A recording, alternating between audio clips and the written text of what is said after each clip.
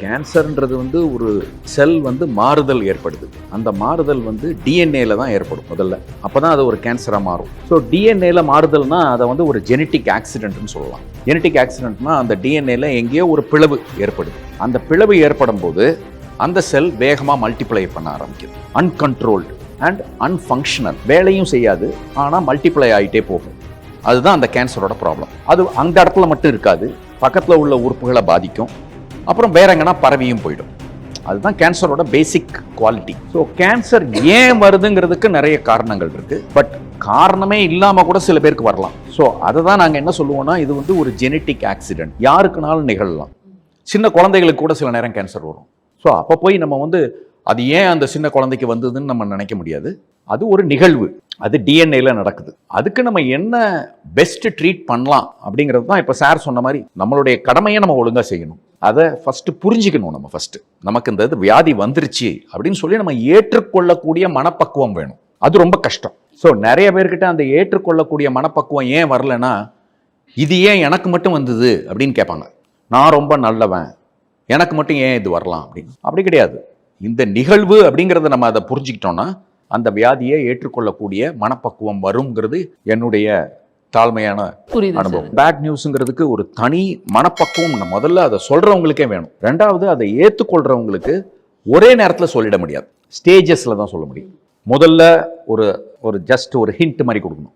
இது மாதிரி இருக்கலாம், உங்களுக்கு டெஸ்ட் பண்ணணும், தெரியணும் அப்படின்னு சொல்லணும். ஒரு 2-3 சிட்டிங்ஸ் வச்சுக்கணும் அவங்க கிட்ட, ஒரு பேச்சுவார்த்தை மாதிரி. அப்பதான் அவங்க அதை புரிஞ்சுக்குவாங்க. But most of the patients will know what they have. அவங்களுக்கே தெரியும். How tough it was actually for you? It is a very tough moment to say because I have seen people even faint before me. மயக்கம் போட்டு கூட விழுந்துருவாங்க. அவங்களே கேட்பாங்க, doctor எனக்கு cancer இருக்கா அப்படின்னு கேட்பாங்க.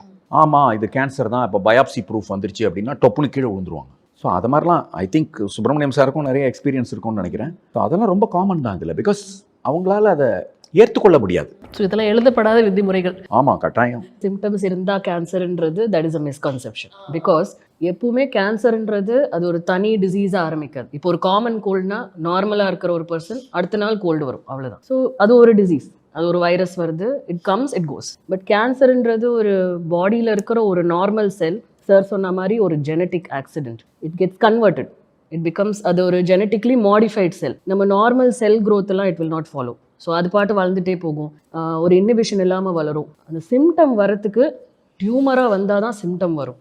அது குறிப்பிட்ட நம்பர் ஆஃப் செல்ஸ், ஒரு சின்ன டியூமர் வந்தால் தான் சிம்டம்ஸ் வரும்ன்றதுனால நம்ம ரொம்ப ஜாகிரதையாக இருக்கணும். சில பேர் ஃபர்ஸ்ட்லேருந்தே வந்து இதுன்னு சொல்லும் போது நம்மளோட we start thinking of all things that is happening in the body.